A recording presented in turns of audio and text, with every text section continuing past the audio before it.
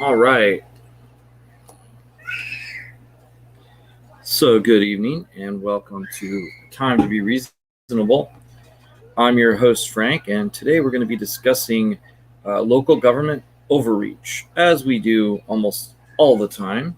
And today we're going to be discussing a specific issue. We had discussed it before, and I thought that it was that the menthol ban in Long Beach had come from kind of like a more underhanded method. That basically what they had done is they had set up something where like, how do I say this, like a regulation law, like where basically you'd go in as a store and it would say, you can't sell this product or something along those lines. But it's actually a very more open and obvious thing. And what it is it's a vape and menthol ban. And we're going to discuss it today. And we're going to discuss a lot of different things about it. The first thing being that apparently in 2016, California passed a bill that said that you had to be 21 years old to smoke, which is interesting because this is, of course, 3 years after you're allowed to go and die for your country. But if you have a cigarette, you can't die that way. You can only die by being shot with bullets, apparently. So, yeah, that was a thing. Anyway, so apparently, let me see if I have, because I actually have the date that this was voted on here. This is from the Long Beach Post News, so a nice local paper that I found on the net here, just given pretty simple information. I don't know what way they swing on other things, but this seemed fairly informational to me. Let's see here. That would be important information. I'd be really surprised. Let's see. Tuesday night, and this was February 9th, 7. Okay. So several months ago, they had adopted a permanent ban on most flavored tobacco products and menthol cigarettes. And I think I explained this. Where I really found out about this was that my friend smokes menthol cigarettes, and they were looking around for some. They were looking for their cigarettes, and they couldn't find them, and so then they had to start going out to like the Los Angeles area instead of Long Beach. They actually live in Long Beach, so it's kind of it was inconvenient to say the least. So anyway, the whole thing here is that I want to pose before we go too far is that the law says you can't smoke if you're 21. I mean, unless you're 21. So it's covered. So why are we banning products that are not supposed to be available? Is it because this age, this 21 restriction isn't working? And if it's not working, then shouldn't enforcement be looked at instead of just adding another law that will also not work? One thing that I thought was interesting is that they're going to be banning. They're not banning hookah or high-end pipe tobacco that might be flavored. So if you really wanted some flavored tobacco and you were enterprising, you could just get some hookah tobacco, make yourself a hookah, and smoke that. And I'm sure they have mint flavored. I'm sure they have cherry. They have all kinds of flavor. One of the other things that I think about when I see this is that alcohol is flavored. It's been fine for years, and alcohol has been flavored for years. And it's flavored in kids' flavors. It's flavored in all kinds of things. You can get alcohol in small servings that size, and it could be any flavor, like schnapps or something like that, or pucker or whatever. Different kinds of vodka. It's been flavored for years, and no one has ever argued that, hey, this is um, flavored, and therefore it is not acceptable because we will get our kids drunk. That's never been something that's been posed, but for some reason with tobacco, clearly, if it's flavored somewhere that a child might be enticed by it, then obviously children are going to automatically get to it, even though on the books it's illegal. So apparently, this is ahead of a statewide ban that is being proposed, SB 793. And if you're interested in stopping that, I would definitely suggest going on to some libertarian pages or our page, our on Facebook, which is just the same exact verbiage, which is, of course, Time to Be Reasonable. Just go into our Time to Be Reasonable page. And if you're interested in working on a campaign to stop SB 793, then we're definitely interested in that as well. One person who was a very strong supporter, although it was a unanimous vote in Long Beach, was Al Austin. And that apparently this is joining dozens in other jurisdictions. So there's a lot of other areas in California that are also doing this because it's very important. And one thing that happened that was brought up is a lot of these businesses were like, why are you doing this during the pandemic? I mean, clearly businesses are having problems staying afloat. They've had policies that make it difficult for them to stay in business as a small business. They have had to shut down in many cases. So the idea of them having to deal with a product that they can't sell, overarching products, especially like something like vape, because vape liquid, most of all of the flavors are different flavors. So if you're like, you can't have any other flavor but tobacco flavor, then that just kills your vape business.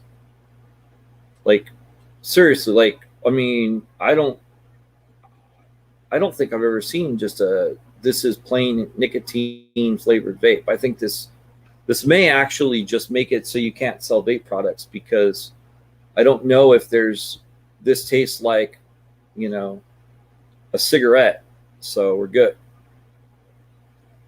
I think that would be kind of limited.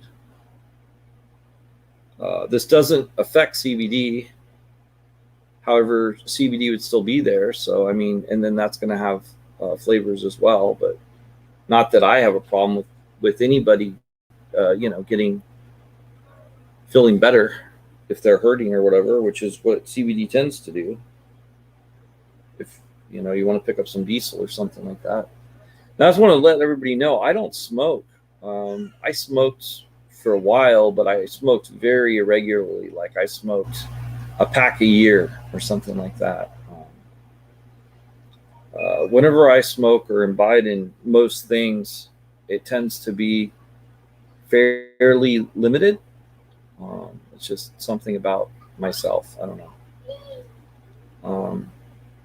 With just like when I'm trying to medicate because of pain, I will smoke a little bit to get rid of the pain, but then I'm pretty much done. So it's kind of how I do things. And as far as smoking goes, I'm not a smoker. So just to let you know, if you think, oh, well, you're a smoker, so that's why you're for this, because a lot of people that are not smokers tend to think that anybody who doesn't smoke, has no problem with enforcing rules on other people. And I'm not one of those types of people. There's a name for them, authoritarian. Let's look at the text of SB 793, which is going to be proposed across California. All right, so Chapter 34, an act to add Article 5, commencing with Section 104559.5 to Chapter 1 of Part 3 of Division 103, because that's how complicated things are, folks, of Division 103 of the Health and Safety Code relating to tobacco products.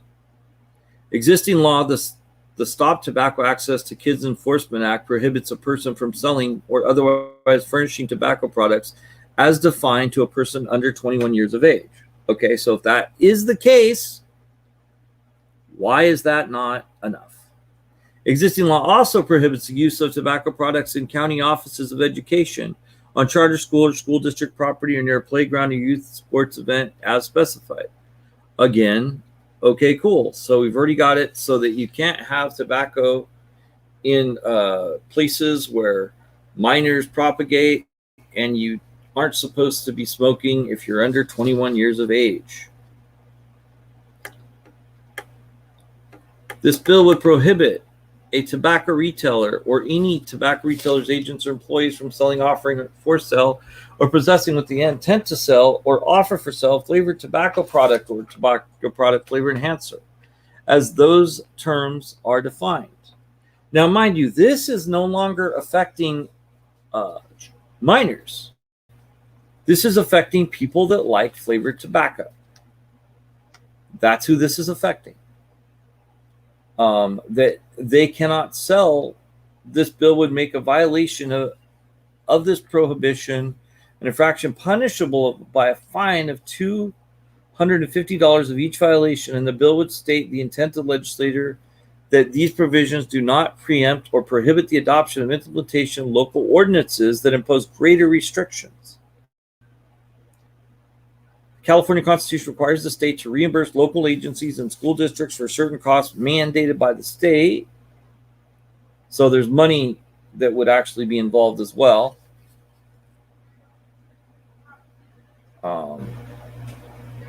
And then I don't know if the characterizing flavor means a distinguishable taste or aroma or both, other than the taste or aroma of tobacco.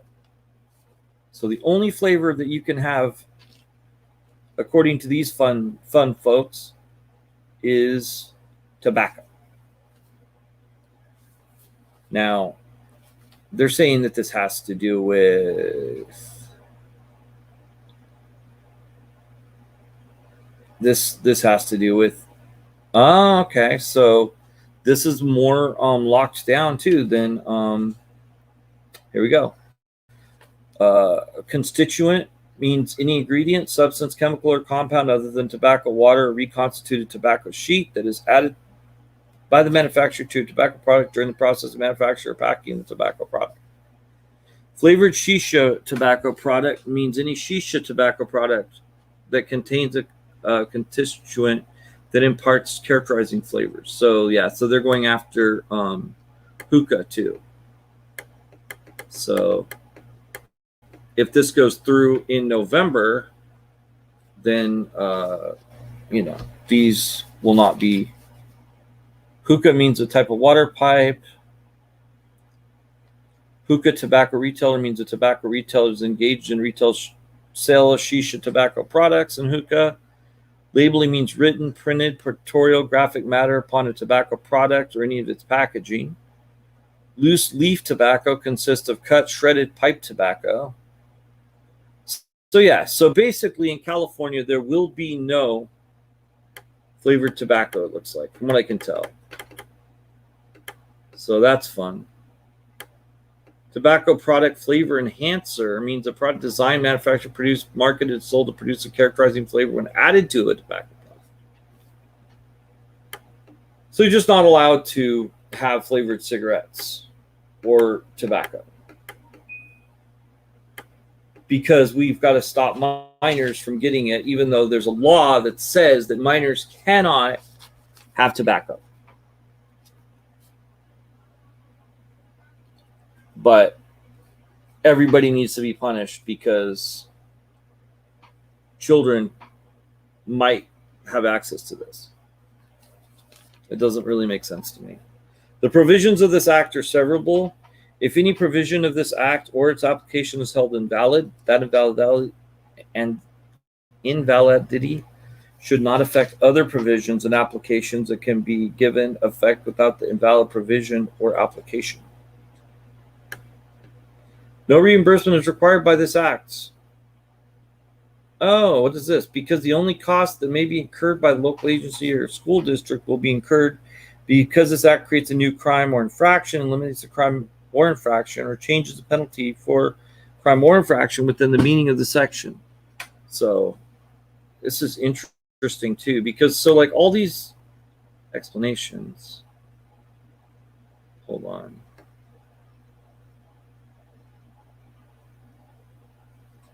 This is weird too, because they have an explanation, but they don't really finish the statement.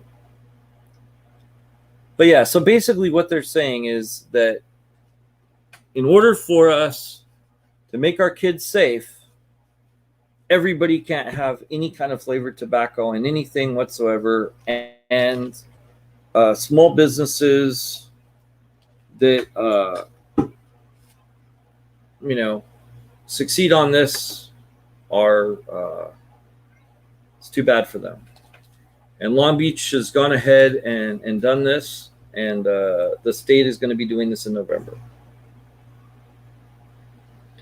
And it's interesting because all of these people voted for this bill unanimously. So if you are in the Long Beach area, I strongly suggest you contact your councilman if you were not for this, because they did not consider you when they voted for this. If you smoke and you smoke menthol cigarettes, or you want to smoke cherry cigarettes or bubblegum flavored cigarettes, or you want to go to have something that tastes like the fair and have a caramel apple vape, or I don't care.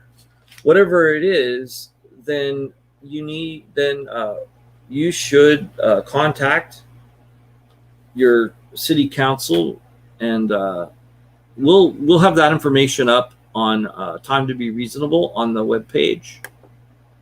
I'm gonna real quickly just get a look here at Long Beach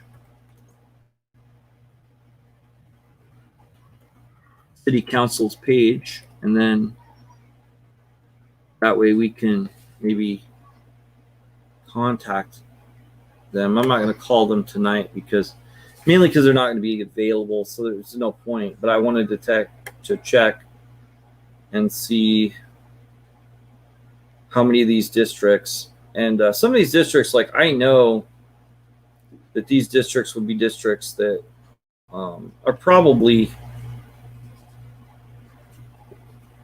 well, I don't know. But the only person that said that one of the businesses was forced out, still voted for it, but said one of the businesses was forced out, and that there were no kids in the business, but they still shut it down. And it's not the rule isn't you can't sell this to you can't have these products available to kids. It's you cannot have these products available to anybody, even though it is illegal to sell tobacco to kids. That's already a crime. So this is one of those things where it's just an added crime, and it just doesn't make any sense. And it makes it difficult for people who wanted who want to be able to smoke menthol tobacco, which doesn't really seem like a huge ask to me. But the city of Long Beach apparently thinks that it is a big ask. Hey, if you want to support this show, one way you can do that is by going on to tpublic.com/stores/gaming hyphen FIXX. And when you do that, you can eventually will have some stuff in their store. They're it's just easy to put that as the store. So it's Gaming Fix. Even though this show is not about games, and we tend to talk about issues and definitely about where government is overreaching and causing you trouble. And this seems to be a big thing. So let's see if we can find some other item here. Well, let's see. SB7. Let me see if I can find something. Maybe there is a group that you can go and support that's fighting against SB 793. SB 793. Tobacco. Let me see. No.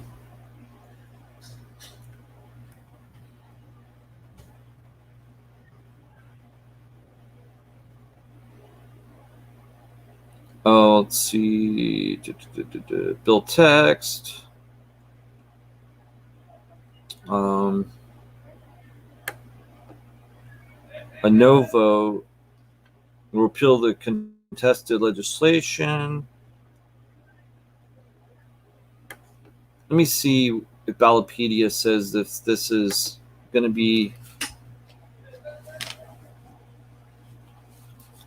how this is going to work here. Okay, so it's a ban referendum. So this is if it would go or not. Okay. So the California flavored tobacco products ban referendum is on the ballot in California as a veto referendum on November 8th of 2022. Proponents of the veto referendum seek to overturn Senate Bill 793, which was signed into law on August 28th of 2020. It's just ban products and flavor enhancers, with the exceptions of hookah tobacco, loose leaf tobacco, premium cigars. Okay, so it's got the same exact as the Long Beach bill. I'm sorry, but hey, we figured it out, so it's what it is. That's what they're doing. Okay. Which is weird because you could still go and do that. The California Coalition for Fairness is campaigning for the veto referendum to repeal SD 793 through December 31st, 2020. The campaign had received $21.1 million, including $10.3 million from RJR and Philip Morris, which makes sense.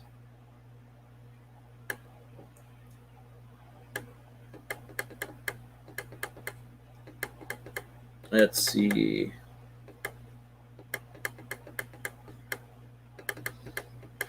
So, supporting the repealing of the ban is the California Coalition for Fairness. And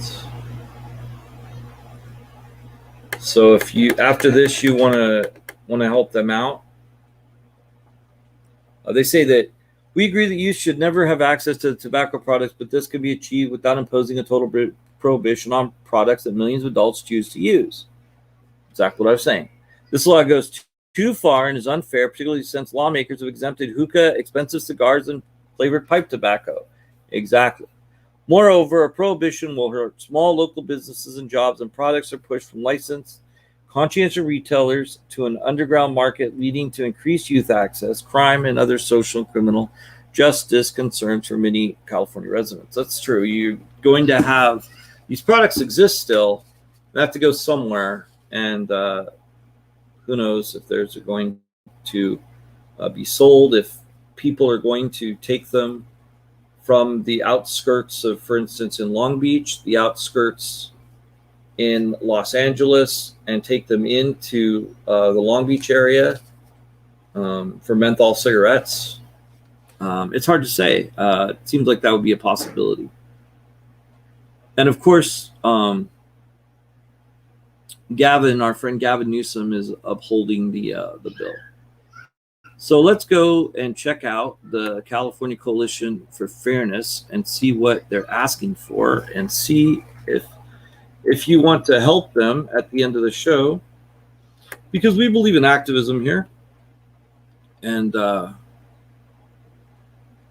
I'm going to look for this. Now, this doesn't help in the Long Beach City issue. The best thing to do for that is to contact your councilman and say, hey, this is something that I didn't ask for you to support, if you tend to agree that this was overreaching. So see the Fairness Project, California. Here we are.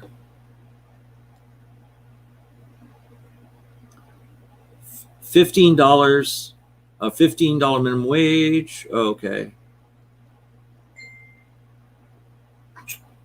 Fairness Project worked with the Lift Up California Coalition on a ballot initiative to raise the minimum wage to $15 an hour for 6 million Californians by click. Okay.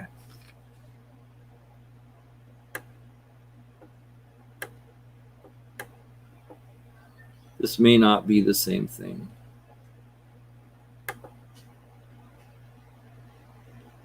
Because this was the coalition. Let's see.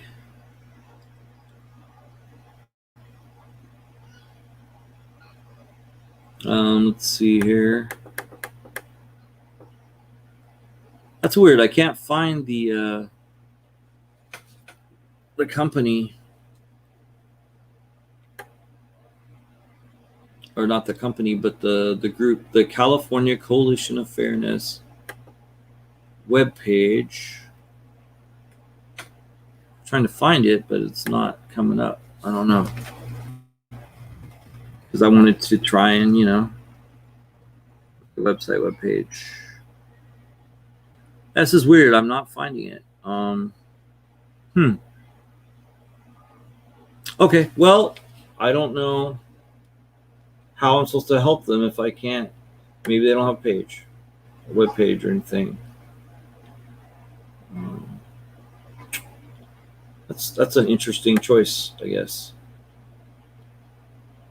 But also, if you want to contact your representative, you can find them on longbeach.gov/officials /officials /.